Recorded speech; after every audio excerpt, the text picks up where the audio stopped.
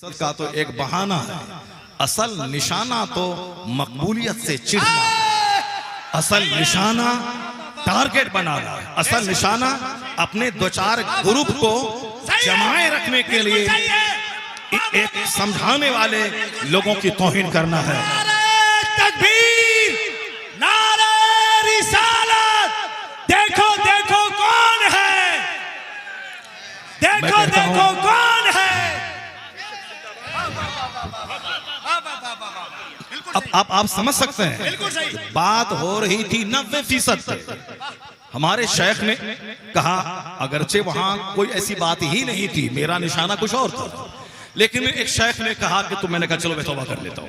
जब तौबा कर लिया, फिर आज ये घटिया किस्म की बातें, एक हदीस की मैं तशरीह कर रहा हूं, उस तशरीह को तोड़ मड़ोड़ करके ये खबीस किस्म के लोग, एक आलिम जो करोड़ों को समझा रहा है, जिनकी बातें सुनकर लाखों लोग नमाजी बन गए, जिनकी बातों को सुनने के बाद लाखों लोग गुनाहों से तौबा कर। आज एक शख्स फोन करके मुझको, गोंडा जिला उत्तर प्रदेश का, उसने फोन करके कहा रोती हुई सूरत बना के, हजरत ऐसी ऐसी बातें मैं देख रहा हूं, सुन रहा हूं, आपको मैं कहता हूं कि अगर 10 साल पहले मैं आपकी तकरीर सुना होता तो जो तब्दीली आज मेरे अंदर महसूस हो रही है 10 साल पहले हो गई होती।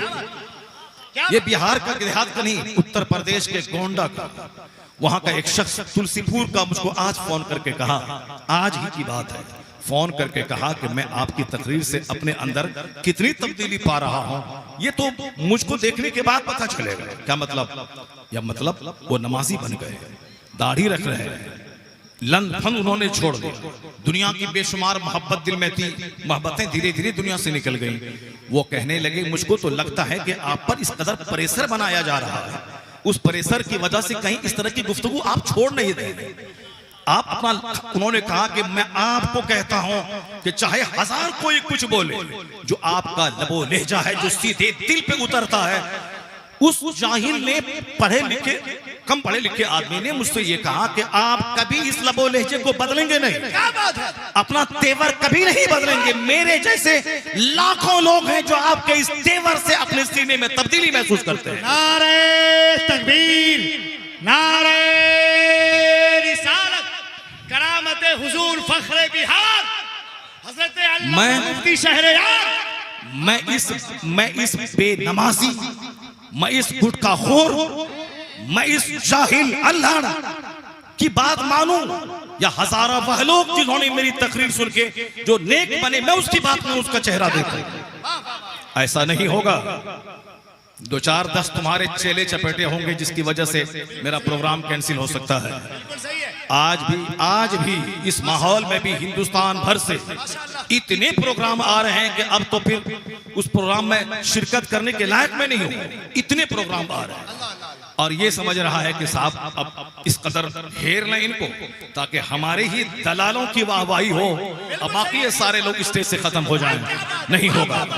बदतमीज, तुमने नहीं पढ़ा कुरान, नमाज पढ़ो तब न पता चले, हदीस पढ़ो तब न पता चले, तो तुम तो देखते हो फिल्में, तुम तो देखते हो व्हाट्सएप, तुम तो चलाते हो यूट्यूब 24 घंटे, जो मदीना शरीफ जाने के बाद भी मदीना की जमीन की कदर न करें, हालत एहराम में तस्वीर छपा के लाखों करोड़ों गुनाह करें, वो उस खबीस को कोई हक नहीं पहुंचता कि एक आलिम जो लाखों की दुनिया बदल रहा उसके खिलाफ कोई जबान इस्तेमाल करे। नारे तकबीर, सो रहे आप लोग, नारे तकबीर, नारे रिसालत। खबीस, तुमने मदीना में मुझे भी देखा था, कैसे मेरे रात और कैसी मेरी रातें, कैसे मेरे दिन मदीना में गुजरते थे, और तुमने देखा था मुझको, और तुम कैसे रातें गुजारते हो मदीने में और कैसे रहते हो, वो तुमको तुम्हारा ज़मीर खुद जानता है। और ऐसी घटिया तरह की बातें कहाँ बातें हैं, गलतियां किसी से भी हो सकती हैं। बहुत बड़े बड़े बुजुर्गान दीन खिताब कर रहे थे और दौरान खिताब जबान फिसल गई, कुछ से कुछ लोग बोल गए, उसके बाद बड़े बड़े अकाबिर ने तवज्जो दिलाई, उसने तौबा कर लिया। ये है, यही तरीका होना चाहिए। मैं ये कहना चाह रहा था कि इस माहौल में हमारी तरफ से भी हजारों उलमाए कराम ने जो हिमायत की, मेरी गुफ्तगू की तायीद की, उसमें से एक जबरदस्त मजमून मौलाना फरहान रजा कादरी का था। क्या बात, क्या बात। एक जबरदस्त मजमून, वो मिस्र से काहिरा से उन्होंने एक मजमून लिखा। उन्होंने ये लिखा कि 90% कम पढ़े लिखे उलमा ने मौलाना शहरयार की बात ही नहीं समझी। यानी एक जुमले में उन्होंने सारी बातों का जवाब दे दिया, क्या बात। एक जुमले में। बड़ा जबरदस्त उन्होंने एक मजमून लिखा। हिंदुस्तान में हजारों लोगों ने उस मजमून को पढ़ा और उनको तसल्ली हुई कि सोच पे दंग हो। अभी जो मामला आया बीच में, मुसलमानों का दिमाग खराब किया चंद कम पढ़े लिखे लोगों ने जिद में और हसद में आकर के। ये बात मैं तो साल भर 1.5 साल पहले मैंने कही थी, लेकिन आज कुरेद कर काट काट के निकाल करके अच्छी बातों को दबा करके फितनो फसाद वाला मफहूम निकाल करके पूरे हिंदुस्तान के मुसलमानों का दिमाग खराब करने की कोशिश की। जबकि मेरा मतलब बिल्कुल साफ था कि जो लोग इमाम हुसैन की कुर्बानी पे पर्दा डालने के लिए, उसकी सच्चाई पर पर्दा डालने के लिए उसको एक अफसानवी रंग दे दिया, एक साथ फिल्मी कहानी का रंग दे दिया, हमें एतराज उससे है। हुसैन आजम तो शहीदों के सरदार है, हुसैन आजम तो वीरों के इमाम है, हुसैन आजम तो साबिरीन के सरदार है। हुसैन आजम ने दुनिया को रौंद कर सारा कुंभा कटाकर इस्लाम बचाने का काम किया। हुसैन आजम ने खून बहा के इस्लाम के रंगो रोगन भरने का काम किया। इस हुसैन आजम ने मदीने की बहार, सारी लज्जतें, सारा आराम छोड़ के करबला के चटियल मैदान में भूखे प्यासे रेत पर अपनी गर्दन कटवा के 72 जख्म नेज़ों के खा के अपना सर सजदे में रख दिया, मगर जालिम के सामने अपना हाथ नहीं दिया। जमीर बचाया, अपना ईमान बचाया, अपना उसूल बचा के दुनिया से चले गए। यजीद हार गया, हुसैन अपने मौक़िफ़ में जीत गए। यानी हुसैन ने कहा था जुल्म का समर्थन मैं नहीं करूंगा, तो मरते दम तक समर्थन नहीं किया। ये तो वीर है जिससे आज रोशनी मिल रही है, पूरी दुनिया को रोशनी मिलती है। मगर उस कहानी को लोगों ने रोने धोने, तीजा, 40वां बरसी, फर्जी करबला, फर्जी इमाम बाड़ा, मरसिया, छड़नी, बद्दी, इसका रंग दे दिया। ये बताइए, मुहर्रम की 10 तारीख को तिलावत करने वाला, नफल पढ़ने वाला, इमाम आली मकाम का जिक्र सुनने वाला कितने लोग होते हैं, कितने परसेंट होते हैं? और बाकी 90% क्या होता है? ढोल बाजा ताशा गाजा, शराब पीना, ताड़ी पीना, नाचना गाना, दूसरों से चंदा करना, ताजिया बनाना, दुल्लुल बनाना, घोड़ा बनाना, घुमाना, चंदा लेना, शराब पीना। यानी एक शहादत की एक अजीम तारीख को लोगों ने किस कदर खेल तमाशा बना दिया। 90% जो काम समाज में होते हैं वो सब तो तमाशे वाले होते हैं। ये तो 10% ये काम होते हैं जो नमाज वाला, तिलावत वाला, सजदा वाला, दुआ वाला, फातिहा वाला, ये तो 10% ही होता है। आप मेरी बात समझ रहे नहीं कि समझ रहे हैं? अगर समझ रहे हैं तो सारे लोग हाथ उठा के मेरी बात की तायीद करें। सारे हाथ उठाएं सारे लोग। मैंने इस जहालत की मजम्मत की है, मैंने इस शरारत की मजम्मत की है, मैंने इस गलत रस्मो रिवाज की मजम्मत की है। जहां तक सवाल रहा इमाम आली मकाम की शहादत और कुर्बानी का, मेरी घुट्टी में 5 साल की उम्र से इमाम आली मकाम और अहले बैत की मोहब्बत पोशीदा है। जिस वक्त मैं एदाद या ऊला में पढ़ता था, उस वक्त मुझे याद है कि मैं अपने मोहल्ले के 50 बच्चों को लेकर मैं संठी और बांस गाड़ करके एक महफिल से जाता था। मेरी अम्मी बोलती है कि उस वक्त कुर्सी पे तुम बैठ जाते थे, सारे बच्चे नीचे होते थे, उस वक्त तुम वहां बयान देते थे। क्या बयान देता था, क्या बोलता था? 6-7 साल की उम्र में क्या बोलता था? मगर एक शक्ल कायम थी। मुहर्रम के मौके पर मुझको मालूम है कि महफिल में सजाता था, मैं अपने 10 बच्चों को लेता था, उस बच्चों के सामने मैं इस्लाम बोलता था, उस बच्चों के सामने मैं इमाम हुसैन की तारीख बोलता था। जो कुछ मैं जलसों में जाके, मैं जलसे 15-15 किलोमीटर दूर पैदल चल के मैं जलसा सुनने जाता था, और उस जलसे में जो सुनते थे वो अपने बच्चों और साथियों के बीच में मैं बोलता था। ये मुझे अहले बैत की मोहब्बत का पाठ सिखाएंगे और ये मुझको मोहब्बत अहले बैत का दर्स देंगे। मैं 30 साल तक गुजरात और बंबई के इजलास में 12-12 दिन तक अज़मत अहले बैत की फजीलत में खिताब मैंने किया। 12-12 दिन तक मैंने शहीद आजम की अज़मत पे मैंने खिताब किया, और फिर वो खिताब नमक मिर्च मसाला लगा के रुलाने वाला खिताब नहीं किया है, दिल को जगाने वाला खिताब किया। इमाम आली मकाम की बात सुनकर सब्र करने वाला, मजाक पैदा करने वाला मैंने खिताब किया, ताकि लोग इस कहानी को रोने झड़नी मरसिया की कहानी नहीं बना दें। इस कहानी को शुजाअत की, बहादुरी की, हिम्मत की, इस्तिकामत की, स्टेबिलिटी की, बरेवरी की कहानी बना दें। जब हुसैन को पढ़ेंगे तो एक छोटा मोटा बुज़दिल आदमी भी ज्यादा नजर आ जाएगा। ये बातें थी, मगर कुछ लोगों ने इसको क्या बना दिया। मेरे एक बुजुर्ग ने कहा कि आपने गलती की। मैंने कहा ठीक है, हमारे बुजुर्ग बोलते हैं तो मैं तौबा कर लेता हूँ। हमारे बुजुर्गों ने कहा, हमारे एक शेख ने कहा, मैंने तौबा कर ली, बात खत्म हो गई। जब बात खत्म हो गई तो अब वो बात को हटा करके अब तकरीर के चंद जुमले को लेके सामने बोलना, इसका मतलब ये निकला कि ये तो 90% वो चिराग कौन है, वो पोता है मुफ्ती आजम कटिहार का। क्या बात, माशाअल्लाह। हम लोग कभी किताब लिखने का शौक था, 2-4-5 किताब लिखे। अंग्रेजी में मैंने एक किताब लिखी, हिंदी में। उसके बाद फिर खिताबत में आ गए तो किताबें लिखने का शौक थोड़ा सा बुझ गया। लेकिन अब हमारे इस मदरसे का चश्मो चिराग मुफ्ती आजम कटिहार का एक नवा पोता मौलाना एहसन साहब का बेटा एक जबरदस्त राइटर बन के उभर गए। मोटी मोटी किताबें उन्होंने लिखी हैं और वो किताबें जबरदस्त ढंग से प्रिंट होकर आपकी निगाहों के सामने आ गई है। जो 90 साल के बुढ़ापे में जो इतनी मोटी किताब नहीं लिख सकते, ये 20-22 साल का जवान इतनी किताबें लिख रही है। ये किताब है मसाइल रोजा और उनका हल, उन्होंने ये किताब लिखी है और अच्छी खूबसूरत प्रिंटिंग के साथ। अल्लाह ताला जोर कलम और ज्यादा करे उस बच्चे को और लंबी उम्र अता फरमाए। ये देखिए, उससे ज्यादा मोटी किताब ये है, तजल्लियात आला हजरत। चूंकि हम लोगों के तो घुट्टी में आला हजरत की मोहब्बत मिली और मेरे माँ बाप ने जो पढ़ाया उसके बाद जब मैं यहाँ पढ़ने के लिए आया, मुफ्ती आजम कटिहार ने बस वही आला हजरत, वही मुफ्ती आजम हिंद, वही ताजुल शरिया, वही मुफस्सिर आजम हिंद, वही खानदान आला हजरत, यानी हमेशा हर वक्त यही बातें उनके जबान पड़ती हैं। तो सुन सुन करके आला हजरत की मोहब्बत दिल में पैदा हो गई। अब कोई मुझको आला हजरत की मोहब्बत का पाठ न सिखाए, चूंकि हम लोग बचपन से ही रजा वाले, और रजा वाले नहीं बल्कि फनाफिर रजा है हम। जाहिर सी बात है, मसले के आला हजरत ही है दीन हक। इसकी हद से जो बाहर निकल जाएगा, कल बरोज़े क़यामत खुदा की कसम देखना वो जहन्नम में जल जाएगा। ये मसले के आला हजरत ही दीन हक है। मसले के आला हजरत पर इस बच्चे ने, फरहान रजा कादरी मंजरी ने, तजल्लियात आला हजरत नामी जबरदस्त किताब लिखी।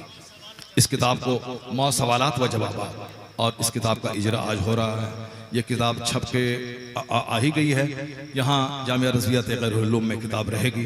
आप लोग इसे कीमत देकर इसको आप हासिल करेंगे। अब एक किताब शान ताजुल शरिया, बताइए शान ताजुल शरिया क्या ज़बरदस्त। हम लोग सोचते रहे कि एक किताब लिखें, एक किताब लिखें, एक किताब लिखें, नहीं लिख पाए, मगर ये बच्चा काम कर गया, कामयाब हो गया। शान ताजुल शरिया लिखकर उन्होंने मुफ्ती आजम कटिहार की तरफ से एक कर्ज अदा कर दिया और बता दिया कि हमारी फैमिली का बच्चा बच्चा आला हजरत के खानदान का गुलाम है और आला हजरत के मसलक और उसकी तालीमात को आम करने में इम्पोर्टेंट रोल इसका है।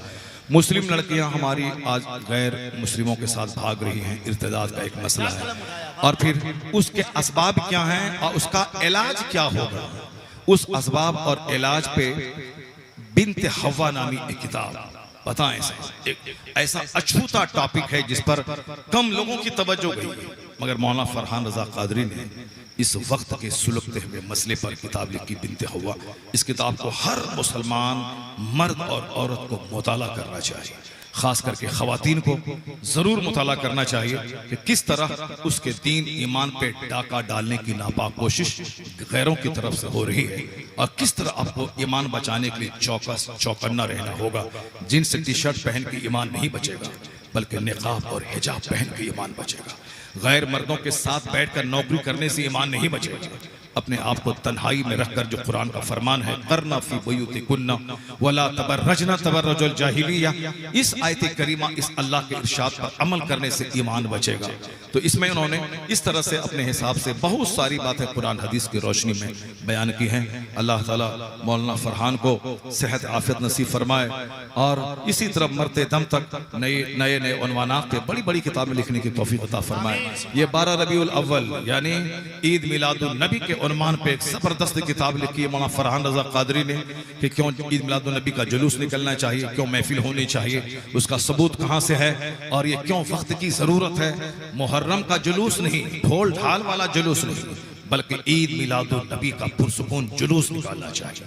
मुहर्रमुल हराम के दिन भी अमन का जुलूस निकले, न ढोल हो, न ढाल हो, न दुलदुल हो, न ताजिया हो, न निशान हो, कुछ नहीं हो, बिल्कुल सिंपल जुलूस इमाम हुसैन के मुहिब्बीन का निकले, ताकि दुनिया वालों को बताया जाए हम जुल्म करने वाले नहीं हैं, हम तो अमन की दावत देने वाले लोग हैं। तो उन्होंने 12वीं शरीफ के जुलूस की अहमियत पे एक किताब लिखी। इस किताब का भी मुताला उलमा कराम को और आम आदमी को करना चाहिए। उसी से मिलता जुलता एक दूसरा टॉपिक ईद मिलाद, सबब वजूद कुल कायनात। ईद मिलाद यानी अकाल इस्लाम की मिलाद ने दुनिया को क्या दिया, सरकार की शान और अजमत पे इन्होंने एक अलग किताब लिखी।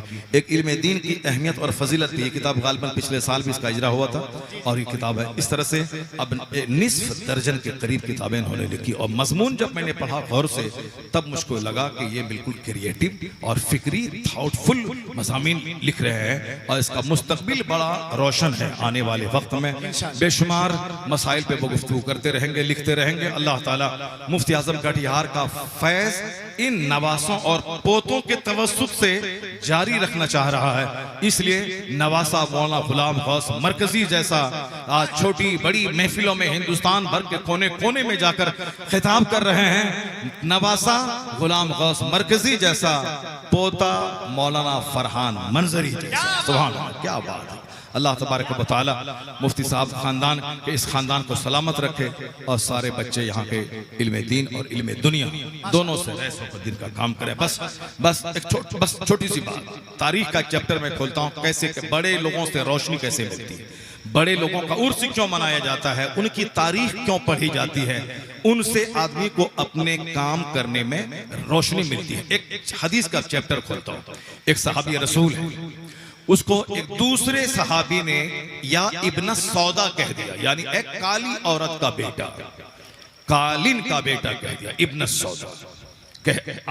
आदमी थे, जबान से बात निकल गई, इतना कहना था।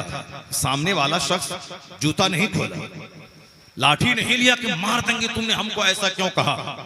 ये तो कम इल्म, कम पढ़े लिखे लोग बदजबान होते हैं और बदजबानी का इस्तेमाल करते हैं, लेकिन वो सहाबी रसूल थे, हुजूर की बारगाह का सोहबत याफ्ता। जैसे ही इसने उनको काली औरत का बेटा कहा, कालिन का बेटा कहा, वो ये शिकायत हुजूर के पास कर देते हैं, हुजूर के पास कर। यही तो मैंने कहा था, अगर मैं कोई गलती करूं, मैं इंसान हूं, मरकज़े अहले सुन्नत बरेली शरीफ मौजूद है साहब, हम गौसी शरीफ मौजूद है, अल्जामतुल अशरफिया मौजूद है, बड़े बड़े मुफ्तियाने किराम मौजूद है, कायदे अहले सुन्नत मौजूद है, हुजूर मुहद्दिस कबीर मौजूद है, ऐसी बड़ी बड़ी हस्तियां मौजूद हैं। आप उनके सामने जाके कह तो सकते थे कि मौलाना शहर ऐसा ऐसा बोलते हैं, मगर हर आदमी मुफ्ती बन गया, जो भी आ रहा है सब गाली गलौज बक रहा, गाली गलौज बक रहा। मैं क्या बोला, एक जुमले से वो साबित नहीं कर सकता है जो वो कह रहे हैं कि वाकई करबला को झूठा करें, कयामत तक कभी साबित नहीं कर पाएंगे। 3 घंटे की तकरीर, बस एक जुमला लिया और मारे अल्फल बकना शुरू किया, ये वो गाली गलौज, ये पढ़े कभी तारीख तब न पता चलेगा। एक सहाबी ने दूसरे से कहा, इब्न सौदा, उन्होंने उससे लड़ाई नहीं की, हुजूर से शिकायत कर दी कि सरकार इन्होंने मुझको कालिन का बेटा कहा। आका अलैहिस्सलाम ने नहीं कहा बुलाओ उसको, अदो उसको सजा, उसको मारो, नहीं। आका अलैहिस्सलाम मेंबर पे तशरीफ ले गए, आपने एक छोटी सी गुफ्तगू की। वो गुफ्तगू क्या की? हुजूर फरमाते अफीकुमुल जाहिलिया इलल आन, क्या अब तक तुम में जाहिलियत बाकी है? इतना सुनना था कि जिसने कहा था कालिन का बेटा, वो जमीन पे लेट गए और कहा तुम या बिलाल, ए बिलाल खड़े हो जाओ, तुम अपने पांव से मेरे चेहरे को रौंद डालो कि मैंने ऐसा जुमला क्यों बोला। यह एहसास जगा दिया हुजूर के एक जुमले में, तुम या बिलाल, ए बिलाल खड़े हो जाओ और अपने पांव से मेरे चेहरे को रौंद डालो कि क्यों ऐसा जुमला मेरी जबान से निकल गया। यह है नसीहत सुनने का असर, यह है हुजूर का चेहरा देखने का असर, यह है सरकार दो जहां की खिताबत का असर। अब जरा एक चैप्टर और मैं खोलता हूं। आका अलैहिस्सलाम, लड़ाई हो रही है यहूदो नसारा से, कहां? फिलिस्तीन के इलाके में हजरत अमर इब्न आस रजी अल्लाह ताला अन्हु को हुजूर ने अमीर लश्कर बना के आपने एक लश्कर को वहां भेजा, जाओ वहां दुश्मनों से जिहाद करो। जो कौम जिहाद करती रहती है वह कौम जिंदा रहती है, और जो कौम सिर्फ माल और दौलत और मकान और जमीन की मोहब्बत में लग जाती है वह कौम मुर्दा हो जाती है, दुश्मन उसको खा जाते हैं। बहादुरों से दुश्मन नहीं टकराता, जो जज्बे जिहाद रखता है उसको कोई आंख नहीं दिखाता, लेकिन जो सिर्फ अच्छा खाने पीने कपड़ा जमीन मकान के पीछे लग जाता है उसको तो एक मामूली सा चमगादड़ भी डरा देता है। इसलिए हुजूर ने जिहाद की फजीलत पे बेशुमार मौके से आपने बहुत सारी बातें कही है कि मेरी उम्मत का एक गिरोह हमेशा जिहाद करता रहेगा यहां तक कि इसका आखिरी लश्कर दज्जाल से जिहाद करेगा। जिहाद हमेशा जारी रहेगा। जिहाद मतलब बुराई को मिटाने की कोशिश। बहादुर बन के रहिए, बुज़दिल बन के मत रहिए। बुज़दिल रहेंगे सारे लोग आपको मिटा देंगे। बहादुर हजरत अमर इब्न आस अमीर लश्कर बनकर मुल्क शाम की तरफ गए। वहां जब देखा कि दुश्मनों की बड़ी तादाद मौजूद है, एक तारीख में बयान कर रहा हूं कैसे कैसे लोग थे, तारीख पढ़े तब दिल रोशन होता है। जब अमर इब्न आस रज़ी अल्लाह ताला अन्हु वहां गए तो देखा कि दुश्मनों की बड़ी तादाद है, छोटा सा काफिला सहाबे कराम का, और वहां दुश्मन की तादाद बड़ी है। एक खत लिखा वहां से हुजूर के पास मदीना में, या रसूल अल्लाह, दुश्मनों की फौज बहुत तादाद में ज्यादा है, आप हमारे लिए कमक यानी फौजी मदद भेजिए। सरकार के पास खत आया, अपने मुहाजिरीन में 200 मुहाजिरीन का, जिसमें बड़े बड़े जलील क़द्र सहाबा मौजूद थे, उन सबों को जमा किया और उस गिरोह को हजरत अमर इब्न आस की मदद के लिए भेजा गया। 200 मुहाजिर लोग थे। इन मुहाजिरीन का अमीर बना के इस लश्कर का, चूंकि इस्लाम का तरीका 3 रहे तो एक को अपना अमीर बना लिया, अपना सरदार बना लिया, सरदार की रहनुमाई में रहे। घर के 5 लोग रहे तो एक सरदार बना ले, समाज वाले सरदार बना ले। जैसे मस्जिद में इमामत का सिस्टम है, सरदार का मतलब है कि बगैर पतवार के नाव की तरह जिंदगी नहीं गुजरी, बल्कि सरदार की रहनुमाई में जिंदगी सुचारू रूप से चलती रहती है। तो आज हम लोग सरदार को नहीं मार रहे। हिंदुस्तान में 40 करोड़ की मौजूदगी में भी हम बगैर पतवार के नाव की तरफ भटक रहे, कभी इधर कभी उधर, क्योंकि हम किसी को रहनुमा मानने को तैयार नहीं। एक बंदा पार्लियामेंट में 25 साल से चीख रहा, वो कम मामूली पढ़ा लिखा नहीं, बैरिस्टर बन के आया है साथ ब्रिटेन लंदन से, वो चीख रहा है। कोई उसको भाजपा की बी टीम कह रहा है, कोई कुछ कह रहा है, कोई कुछ कह रहा है, कोई कुछ कर रहा है। इसलिए मैं पूरे भारत में घूम घूम कर मैं मुसलमानों से कहता हूं कि अपने बच्चों को आप बैरिस्टर बनाओ, अपने बच्चों को जज बनाओ, अपने बच्चों को डीएम बनाओ, जमीन बेच के मकान बेचकर अपने बच्चों को पढ़ाओ। नेता का तलवा चाटने वाला मत बनाओ, बल्कि उसे डीएम बनाओ। नेता बनेगा तो 4 साल के बाद उसकी जिंदगी खराब हो जाएगी, लेकिन अगर डीएम बन गया तो 65 साल तक एक डिस्ट्रिक्ट का सरदार और मजिस्ट्रेट बन के राज करेगा। तो नेता मत बनाओ, बल्कि अपने बेटे को बैरिस्टर बनाओ, जज बनाओ, इंजीनियर बनाओ, डॉक्टर बनाओ, उसको पीएचडी डिग्री होल्डर बनाओ, उसको साहब बैंक का प्रोफेशनल ऑफिसर बनाओ, ताकि तेरी इज्जत बची रहे। एक बैरिस्टर पूरे 500 से ज्यादा एमपीज को हड़का के रखता है। अगर मेरा 50 बैरिस्टर बच्चा पार्लियामेंट पहुंच जाए तो कोई मेरे खिलाफ कानून नहीं बना पाएगा, सारा हिंदुस्तान मेरे ज़रिए असर रहेगा। अपने बच्चों को खूब पढ़ाएं, अपने बच्चों को खूब लिखाएं, अपने बच्चों को बैरिस्टर बनाएं। एक बैरिस्टर हड़का के रखता है। जब 50-10 बैरिस्टर पहुंच जाए वहां पे तो क्या हाल होगा। पढ़े लिखें, पढ़ने लिखने से सीना रोशन होता है। जरा गौर से सुनिएगा। हजरत अमर इब्न आस पहले पहुंच गए हैं, दुश्मन की तादाद ज्यादा है। वहां से उसने खत लिखा हुजूर को, सरकार दुश्मन की तादाद बहुत ज्यादा है, आप मेरी मदद के लिए भेजें। हुजूर ने 200 मुहाजिरीन का एक दस्ता तैयार करके भेजा और उसका अमीर लश्कर हजरत अबू उबैदा रज़ी अल्लाह ताला अन्हु को इसका अमीर बना के भेजा कि तुम इस 200 के अमीर हो और तुम जब वहां जाओगे तो आपस में मिल के काम करना, लड़ाई झगड़ा मत करना। क्या बात है। जब हजरत अबू उबैदा वहां पहुंचे, वहां पहुंचने के बाद दोनों लश्कर आपस में मिले, चूंकि दोनों इस्लाम की तरफ से गए। अब वहां पे एक नया झगड़ा पैदा हुआ। वो पैदा ये हुआ कि हजरत अबू उबैदा के साथ जो लोग गए थे ये कहने लगे मेरा अमीर लश्कर अबू उबैदा होंगे, मगर अमर इब्न आस कहने लगे कैसे, चूंकि हम अमीर लश्कर बन के आए हैं और आप हमारी मदद के लिए आए हैं, इसलिए आप मेरी मदद करेंगे, अमीर लश्कर तो मैं ही रहूंगा। अमर इब्न आस कहने लगे अमीर लश्कर तो मैं रहूंगा। हजरत अबू उबैदा के लोग कहने लगे मेरा अमीर लश्कर अबू उबैदा रहेंगे। अगर ये दोनों आपस में लड़ गए होते तो दुश्मनों का मुल्क तो अपनी जगह, यही लोग आपस में लड़ झगड़ के कट मर जाते। लेकिन हुजूर की सोहबत में रहकर जो उनका सीना सुथरा हुआ था उसका असर यहां आ रहा है। क्या असर हुआ? एक तो आगे बढ़ना था, दोनों अगर अड़ गए होते तो मामला खराब हो जाता। आज पूरा इलाका मुसलमानों के कब्जे में है, पूरा फिलिस्तीन, जॉर्डन, शाम, मिस्र, पूरा इलाका। अमर इब्ने आस कहते हैं मैं अमीर लश्कर हूं, अबू उबैदा के लोग कहते हैं कि मेरा अमीर लश्कर ये रहेंगे। समझदारी से काम नहीं लिए होते कि दोनों आपस में टकरा जाते। लेकिन अबू उबैदा जैसे जलीलुल कद्र सहाबी, जिसको हुजूर ने अमीनुल उम्मा कहा है, ये आगे बढ़े और कहने लगे अमर इब्ने आस, अमीर लश्कर तुम ही रहेगा और मैं तेरी इत्तबा में जंग करूंगा। चुनांचे सारे झगड़े खत्म हो गए। पहल अबू उबैदा ने किया और पहल करने के बाद दोनों लश्कर मिलकर दुश्मन पे वो जबरदस्त हमला किया कि सारा इलाका मुसलमानों के कब्जे में आ गया। पूरे इलाके पे इस्लामी फतह नुसरत का झंडा गाड़ा।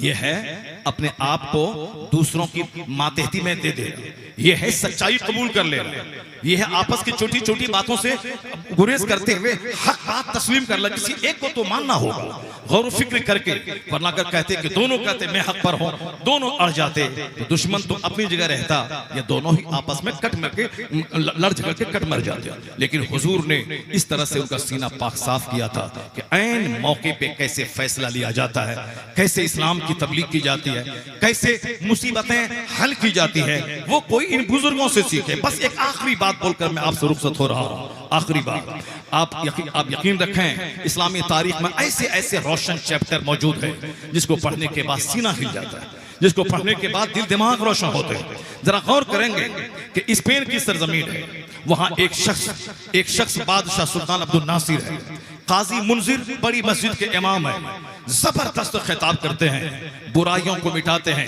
अम्र बिल मारूफ करते हैं, नहीं अनिल मुनकर करते हैं। कई बार बादशाह ने वहां उन्होंने एक बड़ा महल बनाने का सपना देखा। इस कदर मकान बनाने में मसरूफ हो गए कि कई जुमा की नमाज में उन्होंने शिरकत नहीं की।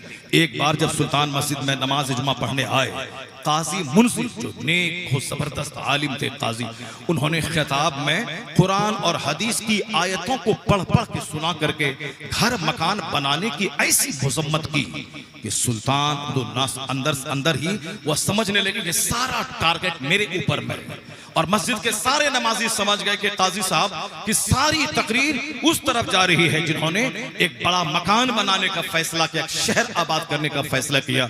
और इस तरह मुनहमिक मसरूफ हुआ कि जुमा की नमाज से छोड़ गए, जमात से नमाज पढ़ना छोड़ दिया उन्होंने, इस कदर मकान बनाने में लग गए। जबकि आया है किताबों में दुनिया जीफा व तुल्ला बुहाकेला, दुनिया एक मुर्दार है, उसके तलबगार कुत्ते हैं। बस हो गया, बस खत्म। हाँ ठीक है, बस। उन्होंने काजी मुंसिर ने मुसम्मत की, दुनिया की तामीर की। बादशाह समझ गया कि उन्होंने मुझको हिट किया है, जबकि वो कुरान हदीस पढ़ पढ़ के सुना रहे थे। काजी बादशाह जब महल गए, अपने बेटे से कहा कि अब मैं काजी साहब के पीछे जुमा की नमाज नहीं पढ़ूंगा। क्या कहा? काजी साहब के पीछे मैं जुमा की नमाज नहीं पढ़ूंगा। अब उनके बेटे ने क्या कहा? बेटे ने यह कहा कि अब्बा वो तो आपके मुलाजिम हैं, आप उसको हटा क्यों नहीं देते? आप कहते मैं उनके पीछे नमाज नहीं पढ़ूंगा, वो तो आपके मुलाजिम हैं, वो तो इमामत करते हैं, वो तो काजी हैं, वो तो आप उसको मनोनीत करते हैं, आप उनको चाहे निकाल दें। उन्होंने अपने बेटे को कहा खामोश, कहा कि काजी मुंसिर जैसे लोग जब तक दुनिया में है उस वक्त तक बुराइयां परवान नहीं चढ़ेंगी, ऐसे लोगों को मैं कभी नहीं निकाल सकता।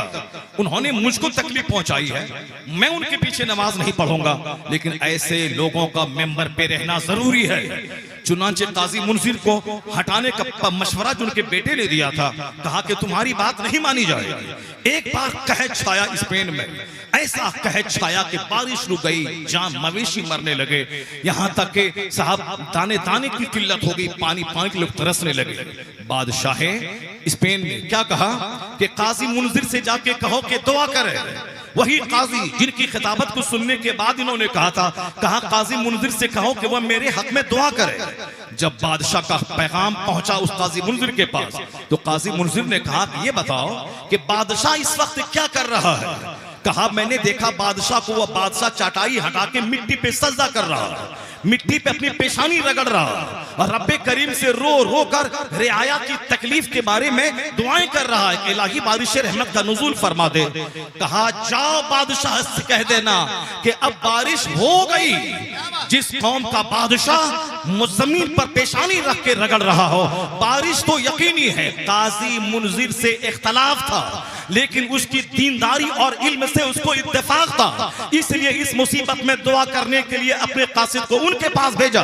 और काजी मुनजिर ने जब देखा कि बादशाह सजदा कर रहा है, कहा कि जाओ बारिश होगी। ये भी घर तक नहीं पहुंचा था कि घंघोर घटा छाई, ऐसी बारिश हुई कि सारी कैद साली दूर हो गई। मतलब क्या हुआ? मतलब यह हुआ ऐसा नहीं कि अपनी अपनी जात पे कोई बात हो जाए, बिल्कुल बरहना शमशीर हो जाए, इस्लाम के खिलाफ कोई बोलता, इस्लाम की हिमायत में कोई बोल रहा हो, चाहे हजार उसकी दीनी खिदमत हो, सबको व्यक्लक्त फरामोश कर दिया जाए। होना ये चाहिए था कि मेरी जात पे कोई अटैक करे, हमको कोई परवाह नहीं। अगर उससे इस्लाम का काम हो रहा है वो हमारा है, अगर उसकी वजह से अमरे बिल मारूफ का काम हो रहा है वो हमारा है। ये है अल्लाह के लिए मोहब्बत करना और ये है अल्लाह के लिए दुश्मनी करना। लेकिन आखिर जमाने में लोग अल्लाह के रसूल को कोई गाली दें, कोई बदन में हरकत नहीं पैदा होगी। इस्लाम के खिलाफ कोई बोले, कुछ नहीं बोले, हाँ उनके खिलाफ लगे कि हमको कुछ टारगेट बना के कह रहा है, वह लुंगी खोल के नंगे होकर पानी पी पी कर वह उसके खिलाफ लड़ेंगे, उसके खिलाफ बोलेंगे। यह है नफ्स की पैरवी। वह योबी वो दीनहु बिअरदी मिन दुनिया। ये वह लोग हैं जो अपने दीन को दुनिया के बदले में बेच डालेंगे। मुफ्ती साहब किबला ने एक मरकज दिया, एक इदारा दिया, और दुश्मनों की कोशिश रहती है कि इदारा डूब जाए, मदरसा खत्म हो जाए, मदरसे में ताले बंद हो जाए, यूनिवर्सिटी बंद हो तो कुछ नहीं होगा, स्कूल बंद हो तो कोई खसारा नहीं होगा। लेकिन अगर मदरसा बंद हो जाए कौम का जबरदस्त नुकसान होगा। मदरसा बंद हो जाए तो फिर तहजीब मिट जाएगी, इस्लामी तशफ़्फ़ुज़ और शनाख्त खत्म हो जाएगी। इसलिए मदरसे का रहना बहुत जरूरी है, और मदरसे का जिंदा रहने के लिए कौम का जिंदा रहना जरूरी है। कौम जिंदा रहेगी तब मदरसा जिंदा रहेगा।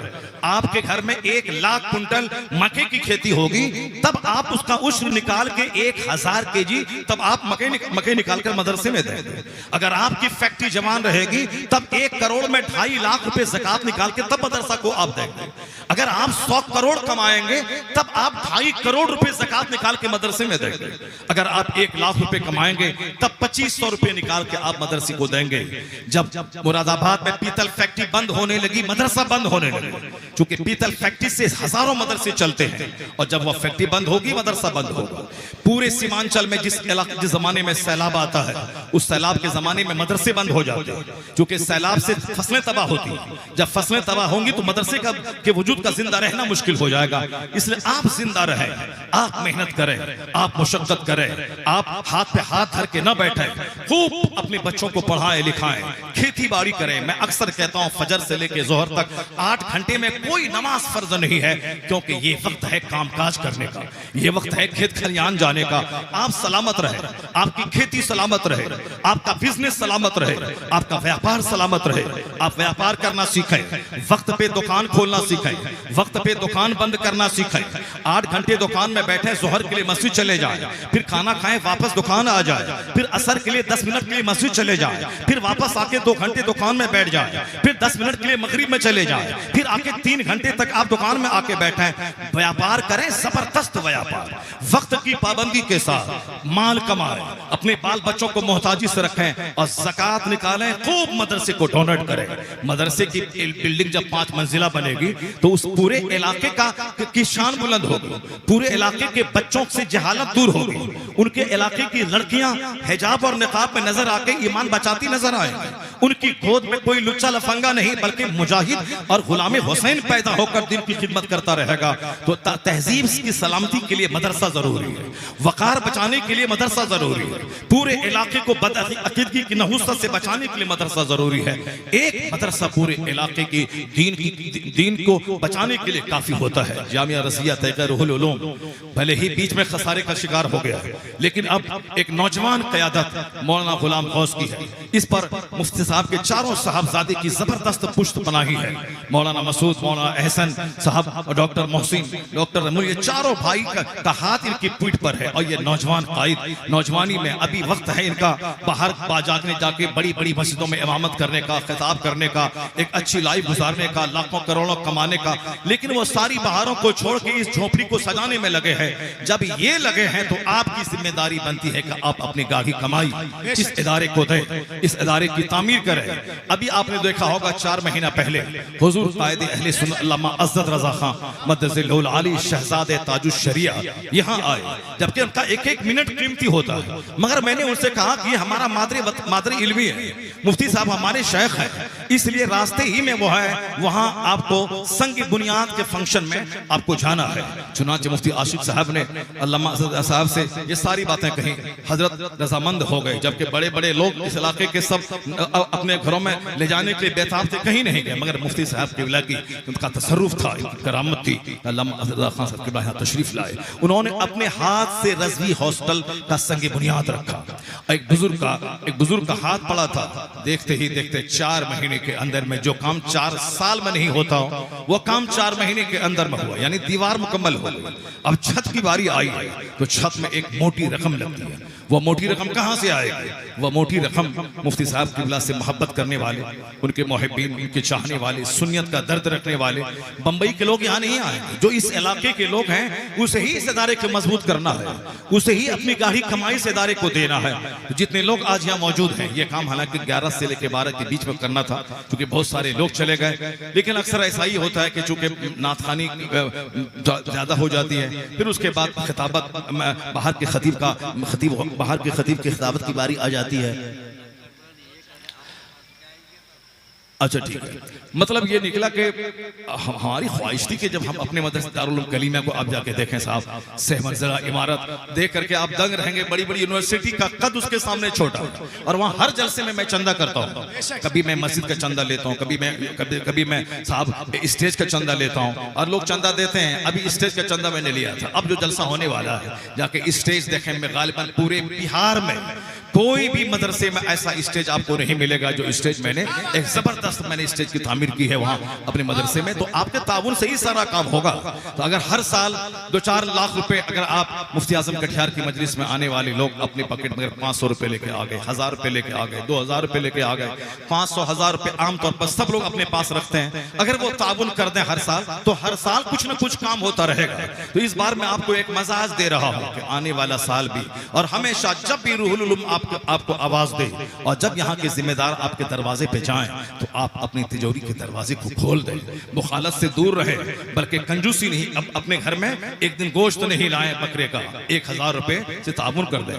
एक महीने में अपना खर्च शॉर्ट कर दें, मदरसे का ताउन करें, और एक प्लान लेके जाएं। मुफ्ती साहब किबला आराम कर रहे हैं, उनके मज़ार पाक के लिए हमारे पास कोई चंदा नहीं लिया गया। उनके बाल बच्चों को अल्लाह ने हिम्मत दी और बरकतें दी, और बहुत बड़ा काम हो गया। जो काम साहब बहुत दिनों में नहीं हो पाता, मैंने बहुत मज़ारात को देखा 25-25, 30-30 साल से इसी तरह बगैर छत के पड़े हुए हैं। मगर यहाँ अल्हम्दुलिल्लाह बहुत तेजी से काम हो रहा था। रज़वी हॉस्टल को आने वाले उर्स रसूली से पहले एक अच्छे खूबसूरत शक्ल में, ताकि लगे कि हाँ मुफ्ती साहब की रूह कब्र में मुस्कुरा रही है, उनकी कब्र में उनकी रूह को सुकून मिले। ये आप सबों की जिम्मेदारी है कि आप सब जब भी उर्स रज़वी हॉस्टल के लिए आपके पास हमारे जिम्मेदार जाएं तो आप जाएं।